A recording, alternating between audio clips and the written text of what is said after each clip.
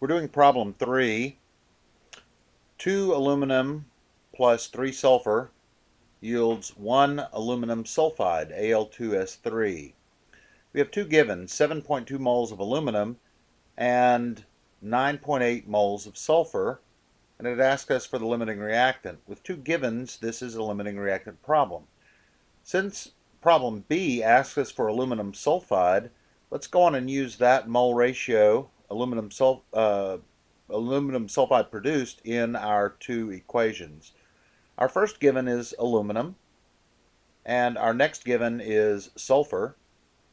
Starting with the first given, 7.2 moles of aluminum. We'll put in our mole ratio here. Circle the mole ratio. There's a 1 that we can't see in front of aluminum sulfide. 1 mole of aluminum sulfide is produced for every 2 moles, moles of aluminum. We do this math, it's fairly straightforward. 7.2 divided by 2, and we get 3.6 moles of aluminum sulfide produced. Now we don't know if we can really produce this because we don't know if we have enough sulfur. So let's go on and check our second given. We have 9.8 moles of sulfur, if I can remember to write it down right. 9.8 moles of sulfur.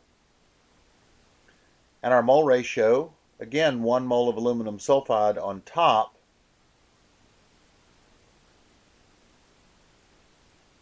but we have 3 moles of sulfur on the bottom.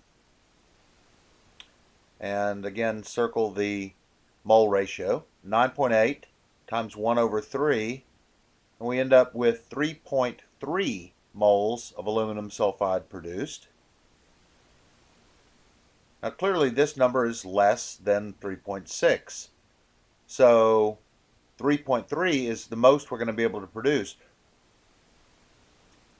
Our limiting reagent is our sulfur, and our excess is our aluminum. Okay, so here's our sulfur. This is limiting. I'll label that LR for limiting reactant. And I'll label the aluminum as the excess. Since I've already done the calculation, I don't need to do it again. 3.3 moles of aluminum sulfide is what's produced. Now we need to figure out how much excess reagent remains in part C. So we're going to start with our limiting reactant, and our limiting reactant is the sulfur. Right there, 9.8, and we're going to calculate from that how much aluminum we have, or how much we're going to use.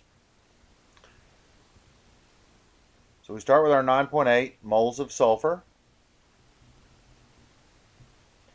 and our mole ratio will be 2 moles of aluminum over 3 moles of sulfur.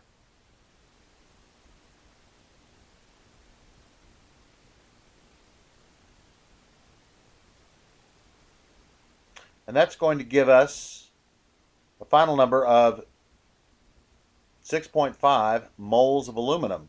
Now this is how much we use, not how much is remaining. So let's call this used. To get the amount that's remaining, we're going to have to subtract our original number of 9.8. 9.8 moles to start.